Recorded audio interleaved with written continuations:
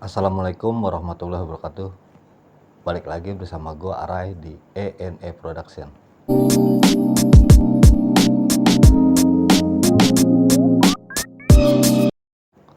Halo guys, apa kabar? Mudah-mudahan semua dalam keadaan sehat dan dilancarkan segala urusannya. Dan terima kasih buat yang udah email ke New Production.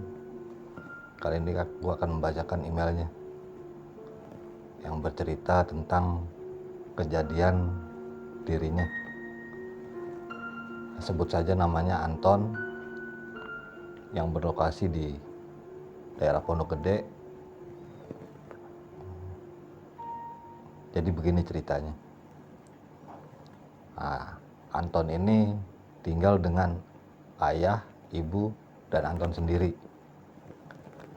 Jadi Anton anak tunggal atau anak sematawayang. Ya. Dan dia di sini masih berusia 12 tahun. Pas waktu kejadian, mulai waktu kejadian tuh pas 12 tahun. Dia masih duduk di bangku SD lah gitu ya. Nah, di satu rumah ini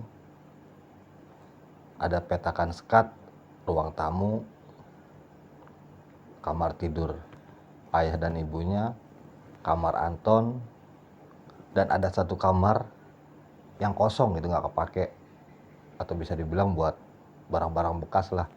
Dan satu jalan lagi juga ada lorong gitu. Nah, jadi begini ceritanya. Nah, setiap hari ini Anton kayak ada ngawasin gitu. Apalagi pas tidur malam, dia berasa kayak ada yang ngeliatin, kayak ada yang memperhatikan. Tapi dia berpikir, cuek aja lah. Karena apa? Dia masih kecil dan belum tahu hal-hal mistis seperti ini gitu. Jadi bagi dia mungkin hayalan atau halu aja gitu. Hari demi hari berjalan, dan sekitar umur 17 tahun barulah dia menyadari. Nah, waktu itu juga sempat dia ditampilin sosok wanita. Nah, dia berpikir di situ, flashback ke belakang. Apakah ini yang waktu itu gua sering dikasih lihat dan diperhatikan? Tapi di situ dia juga antara percaya dan nggak percaya gitu. Kalau di rumahnya itu ada sosok-sosok gaib gitu. Awalnya sih cuek gitu ya, tapi beberapa kali ditampilin dia merasa risih. Dia merasa risih, dia merasa capek. Seketika Anton sudah berusia 17 tahun dan menginjak SMA, mulailah dia beraktivitas seperti biasa. Hari demi hari dia lalui dengan sekolah, seolah-olah tidak terjadi apa-apa. Padahal di balik ini semua ada sesuatu yang sedang direncanakan. Mungkin kalau bahasa orangnya kayak begitu ya. Nah, ini terjadi pas waktu Anton mau praktek di sekolahnya ya. Jadi dia praktek bertiga, temannya 2 orang dan Anton seorang, jadi 3. Nah, sewaktu pas temannya udah datang, Anton belum datang. Dipanggil lah Anton. Temannya ngomong, "Ton, ini gue udah pada kumpul, kenapa lo belum datang?" Gitu. "Oke, gue meluncur," gitu kata Anton. Dan bergegaslah Anton untuk menuju ruangan praktek. Di jalan. Nah, pas sampai di ruangan, masuklah Anton dalam ruangan. Nah, ini 2 orang temannya kaget. gitu. Ton, kan kita cuman bertiga, kenapa lo bawa orang lagi, cewek lagi yang lo bawa? Dan yang gue tahu juga ini bukan murid sini gitu. Dan Anton pun terdiam,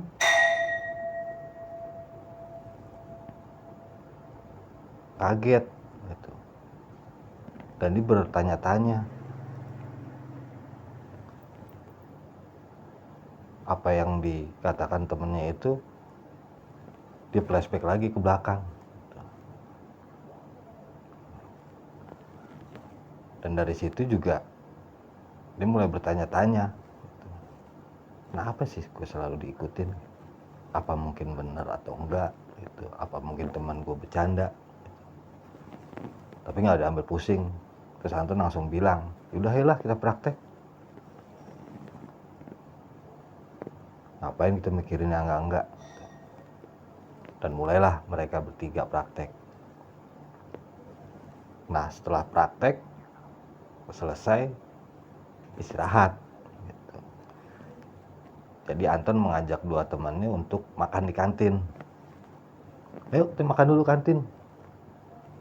Iya, lu duluan deh Ton, ntar gue berdua nyusul. Menujulah Anton ke kantin. Dan kebenaran di situ hari itu juga kantin, murid-murid yang lain juga pada belum kumpul. Jadi di satu ruangan kantin itu cuma Anton sendiri gitu. Pesenlah dia makanan. Pesen minuman. Nah, dia sembari makan-makan ringan nungguin temennya. Selang berapa menit, dua temannya Anton itu muncul. Ton, wait, asik nih berduaan aja.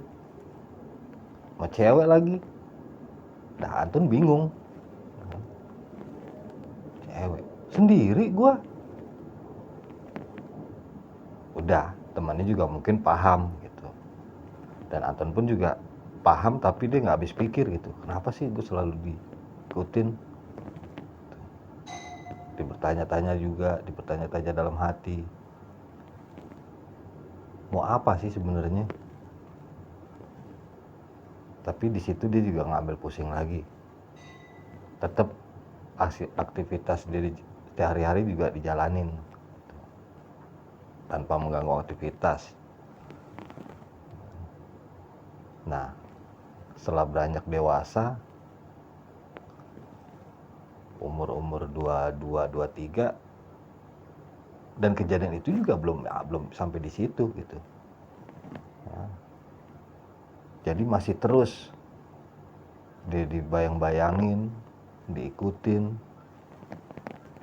bahkan teman-teman dekat atau bahkan yang pacar dia sendiri pun ikut terganggu gitu, dan bahkan diganggu. Jadi sewaktu ketika Anton mau ngejemput ceweknya, anak muda biasa, mungkin malam mingguan gitu, janjian lah dia sama ceweknya. Ya udah nanti aku jemput, kata Anton gitu. Ya tunggu ya. Ya. Mulailah Anton jalan dengan menggunakan sepeda motor. Dia OTW ke rumah ceweknya nih. Nah ceweknya nunggu di teras depan. Dan seketika pas penglihatan ceweknya udah ngeliat Anton, udah mau deket rumahnya, kok pikir kok Anton kok ke rumahnya bawa cewek gitu. Ya, dia pikir ini sengaja mau manasin gua, apa sih caranya gitu. Ini ceweknya udah kesel duluan gitu, ya kan? Dan Anton pun santai karena dia nggak berasa bonceng siapa-siapa gitu. Karena dia yakin dia bawa motor cuma sendiri. Dan hampir mendekati rumah si cewek, ada satu pohonan di situ. Pas kealingan pohon, set, hilanglah itu cewek. Dan pacar Anton kaget, tapi nggak mau ambil pusing. Apa mungkin dia kecapean atau mungkin dia salah lihat? Udahlah, dia berpikir, udahlah, ayo kita jalan. Jalanlah dia berdua malam mingguan. Nah, setelah itu pulang hari demi hari jalanan lagi dengan rutinitas masing-masing biasa. Nah, di suatu hari pas kebenaran rumah Anton kosong gitu. Jadi ibu bapaknya ini lagi pergi ke rumah saudara. Si Anton kan iseng sendiri gitu. Aku coba telepon cewek gua, kali aja mau main ke rumah. Telepon lah ceweknya sama si Anton. Halo? Ya? Kenapa? Bisa main ke rumah gak sayang? Emang kenapa? Jawab si cewek. Gak apa-apa, Anton bilang begitu. Di rumah sepi aja. Bapak sama ibu lagi ke rumah saudara. Bete nih di rumah. Temenin ngobrol yuk. Dan si cewek menjawab, ya yang, tunggu sebentar lagi. Saya OTW ke rumah kamu. Ya udahlah. Anton tunggu. Selang berapa jam, tibalah ceweknya Anton tuh di rumahnya. Ketok pintu. Assalamualaikum. Bukain sama Anton. Waalaikumsalam. Ayo masuk sini say. Iya. Duduklah mereka di ruang tamu. Ya. Anton nyalain TV. Kembali ngobrol-ngobrol kecil. Dan entah baru 2 menit, si Anton langsung nawarin minuman ceweknya. Mau minum apa sayang? Dan ceweknya juga menjawab, apa aja lah. Yang singkat, yang cepet lah. Ya udah tunggu bentar ya. Aku siapin minum sama cemilan. Iya. Duduklah itu ceweknya di ruang tamu sendiri. Ya. Dengan kagetnya itu TV tiba-tiba mati, tep. Dia bingung, padahal tombol remote nggak dipencet sama dia. Selang berapa detik hidup lagi, berapa detik mati lagi, berapa detik hidup lagi. Dan pas di sela-sela hidup itu ada suara gitu. Entah itu ngetawain itu cewek atau apa. Hihihihi. Dan itu cewek langsung marahin Anton ke dapur.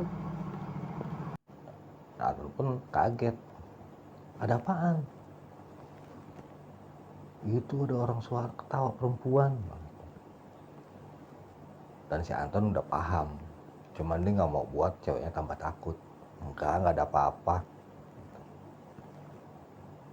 Paling suara burung doang gitu. Cuman buat ngalihin ceweknya gitu. Akhirnya nggak berapa lama ceweknya minta pulang ya, karena udah merasa takut. Ya udah, aku anterin. Dianterin lah pulang itu ceweknya. Tiba sampai di rumah, langsung nggak lama cuci muka, cuci kaki, cuci tangan, tidurlah si cewek. Mungkin karena dengan rasa takut, jadi bawaan udah sepeleng dan panik gitu. Tidurlah ini cewek. Nah, ini kuntilanak juga berhenti sampai di sini. Ternyata diikutin sampai rumahnya. Menjelang jam 1 atau jam 2, ini pacarnya Anton kebelet pengen pipis gitu. Ya kan? Pas buka pintu, pas di depannya itu berdiri celana. Dan pacar Anton kaget, langsung ditutup lagi tuh pintu. Dengan rasa takut, campur segala macem lah. Dan keesokan paginya, akhirnya si cewek langsung nelpon Anton. menceritakan kejadian di rumahnya. Nah, si Anton dengan nada marah, emosi, dan dia berpikir ini udah membuat resah dan ganggu siapa aja, dan dia mencoba menghubungi temannya gitu. Nah, temannya waktu itu di sekolah, dan dia orang biasa yang punya kelebihan khusus gitu. Namanya Budi. Dan mulai nelpon lah si Anton ke Budi. Kling, dan nelpon, diangkat sama Budi. Ya Ton, ada apaan? Nah, Anton menjawab, Bud, gue boleh minta tolong nggak? Dan si Budi menjawab, minta tolong apaan Bud? Dan si Anton juga bilang, ini gue kayaknya udah merasa capek, emosi, risih, karena selalu diikutin sosok-sosok gak jelas berupa cewek. Nah, si Budi menjawab, ya udah, coba lo fotoin di mana tempat dia biasa nongolin wujudnya.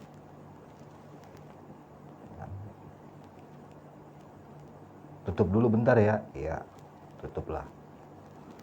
Nah, ini si Anton mulai foto. Itu yang dari ruang kosong sampai lorong, difoto sama si Anton. Jepret. Dan dikirim ke si Budi. Dan si Budi emang walaupun lewat foto, dia bisa merawang dan dia tahu gitu. Kalau di foto nggak ada apa-apa, dia tahu. Wah, pas Budi terima, kaget Budi. Ternyata ada sosok kuntilanak gitu, yang berdiri di antara ruang kosong dan lorong-lorong rumahnya si Anton gitu. Nah, nggak lama dari pengiriman foto itu, si Budi langsung nelpon si Anton. Halo, Ton? Ya Bud, kenapa? Gue ke rumah lu sekarang ya, jawab si Budi. Si Anton jawab, ya udah, coba lu kesini. Jalanlah Budi ke rumah Anton.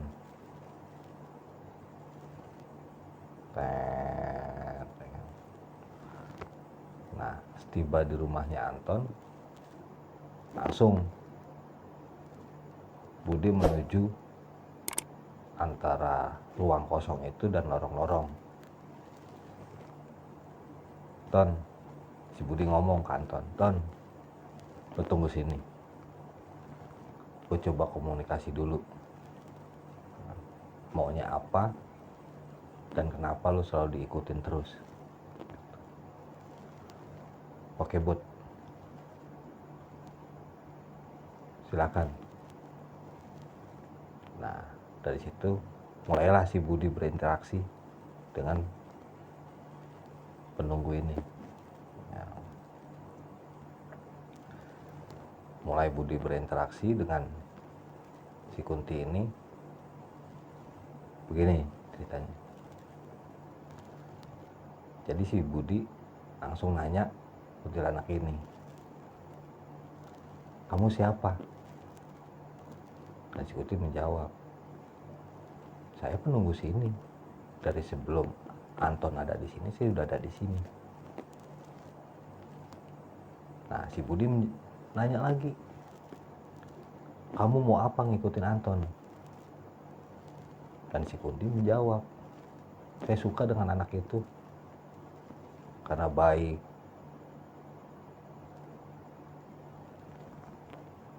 Si Budi nanya lagi, terus sampai kapan kamu mau ngikuti Anton? Dan si Kunti juga jawab lagi, saya bisa melepaskan apabila dia sudah mendapatkan mengganti saya yang memang benar-benar sayang sama Anton. Udahlah, sekarang lebih baik kamu lepasin aja. Ya, jawab si Kunti, nanti akan saya lepaskan. Sekarang kamu bisa balik ke alam kamu, jawab si Kunti. Nah, si Kunti, tidak sekarang, karena saya masih menunggu jawaban saya. Nah, si Budi tanya lagi nih, Mas Kunti, memang dari kapan kamu nunggu di sini?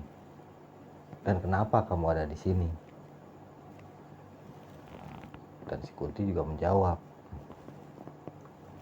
saya di sini dari sebelum Anton ada di sini. Dan dulu saya di sini bekerja sebagai kupu-kupu malam. Si Budi langsung tercengang, ya kan? Pas dengar kata-kata kupu-kupu malam. Dan saya stres karena pas waktu menjadi kupu-kupu malam saya hamil. Dan hamil, saya tahu hamil, saya mencoba untuk ngugurin hamilan saya dengan berbagai obat yang minum untuk ngugurin kandungan, sampai akhirnya overdosis. Nah, karena dengan meninggal seperti itu ya, jadi penasaran. Oh, si Budi udah paham. Akhirnya si Budi menceritakan ke Anton. Jadi begini Ton, bilang si Budi. Jadi ini kuntilanak, dia terjebak di rumah lo. Mau tahu apa? Jawab si Budi. Nah, si Anton penasaran. Ada apaan, Bud? Dijelasin sama si Budi. Sebenarnya di lorong ini itu ada istana gaib yang dari dulu dan sebelum rumah lo ada, ini udah ada. Dan salah satunya yang terjebak di sini adalah kuntilanak yang selalu ngikutin lo. Oh, gitu. Jawab si Anton.